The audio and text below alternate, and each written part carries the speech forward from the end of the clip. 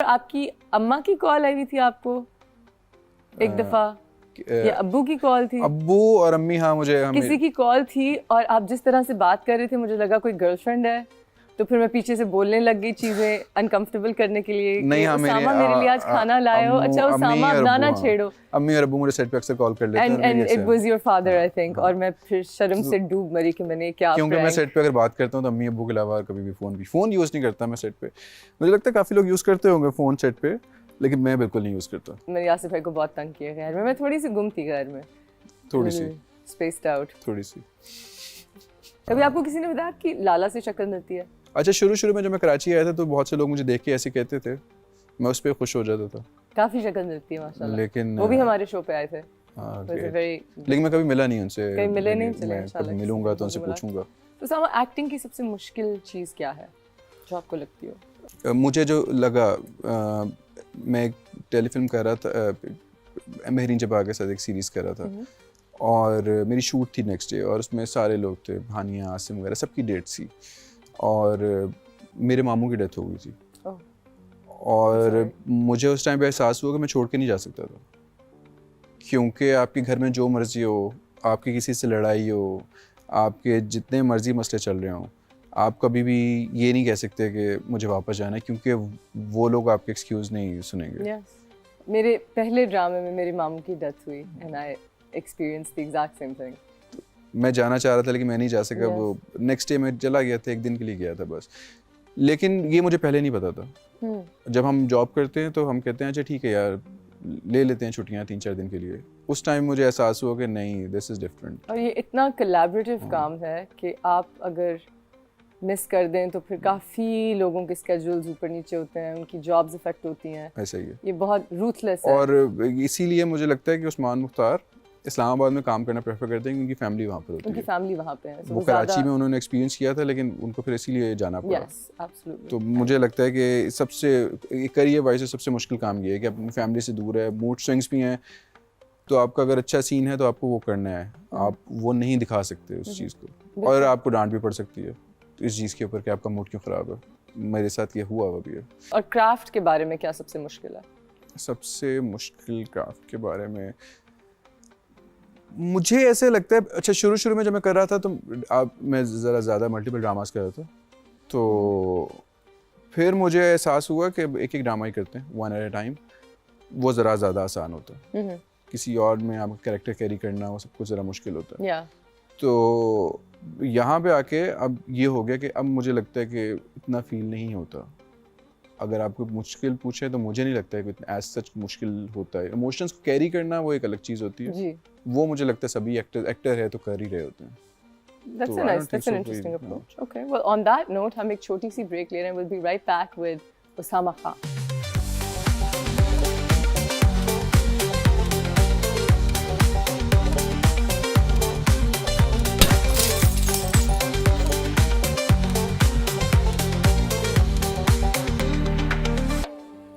Welcome back everyone. We're here on After Hours with Osama.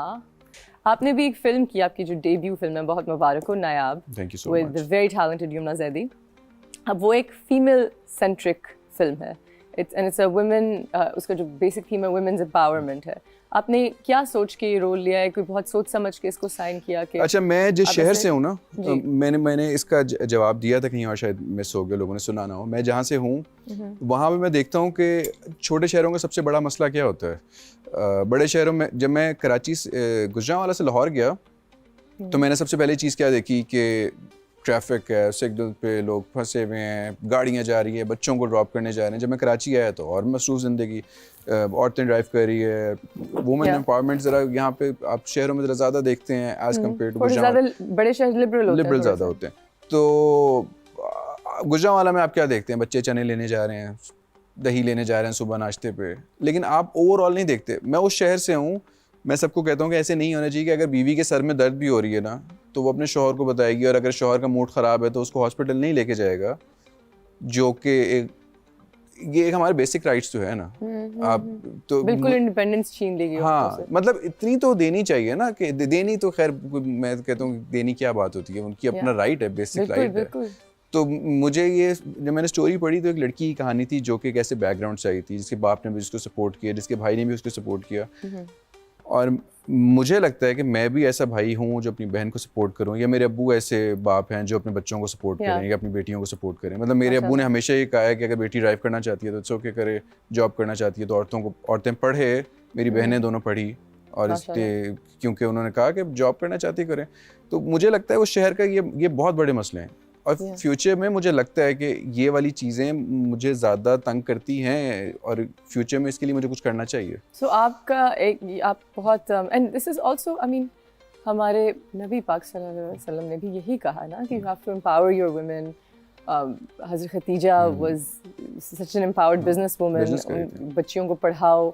So I think आप एक religious perspective से भी देखें तो आपकी सोच बहुत खुली है माशाल्लाह से, and I am very proud of you. लेकिन और मुझे मैं तंग होता हूँ वहाँ जाके जब कोई बात करें कि मतलब आप सोचें कि कितना ज़्यादा ये टॉर्चर है कि एक बंदे की तबीयत ख़राब है और उसके शौहर को अगर खाना नहीं मिला या उसे गुस्सा आ गया उसको, तो वो आज हॉस्पिटल नहीं जा सकते या उससे बात नहीं कर सकते। तो ये किस रिलेशनशिप में लोग रहते हैं? This is very tragic. And you know, मेरी काफ़ी दोस्तें इस तरह की हैं जो बहुत वेल ऑफ घरों में हस्बैंड्स के साथ उनकी शादियाँ हुई हैं, और जब मैं कहूँ बहुत वेल ऑफ तो बहुत वेल ऑफ, लेकिन क्योंकि वो खुद नहीं कुछ कर रही तो उनको अगर कभी पैसे चाहिए हो या कुछ करना हो तो हस्बैंड के मूड पे डिपेंड करता है। And I think that's very kind of, well, the basic rights तो आपको होने थोड़ी चाहिए सी इंडिपेंडेंस हल्की सी होनी चाहिए अपना, ये बिल्कुल आई एग्री। आप पैसे कमा रहे हैं, इट्स गुड, लेकिन एक बेटे की तरबियत तो ऐसी होनी चाहिए ना कि उसको पता हो कि लड़की एक अलग इंसान है।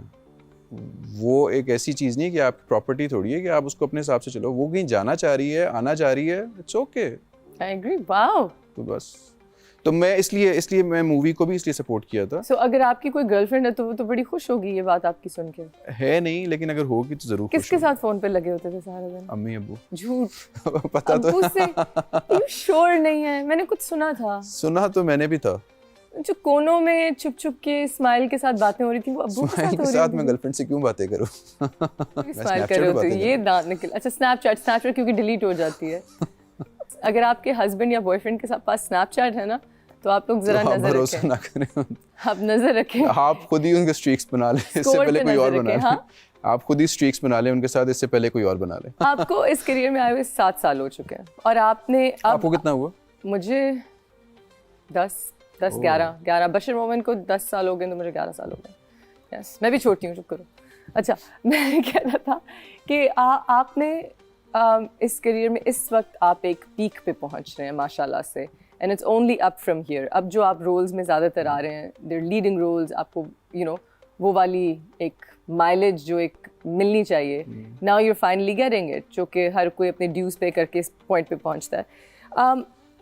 अब इस पॉइंट पे आके आप क्या चीज़ है जो आपकी एनर्जी को ऊपर तक रखती है? आप उसी पैशन से रोल साइन करते हैं, आप उसी मोटिवेशन के साथ काम करते हैं? अच्छा, फर्स्ट ऑफ ऑल मैं अभी कुछ दिन पहले ये सोच रहा था कि जब मैं शुरू में आया था तो मैं ज़्यादा अपने सराउंडिंग में नहीं देखता कि लोग क्या कर रहे हैं, कौन आया, किसने क्या काम किया। मैं काम सबका देखता हूँ, मैं सारे ड्रामे देखता हूँ। आई नो आप सारे ड्रामे देखते हैं। तो मैं सबको देखता हूँ, लेकिन मैं किसी से मुकाबले में नहीं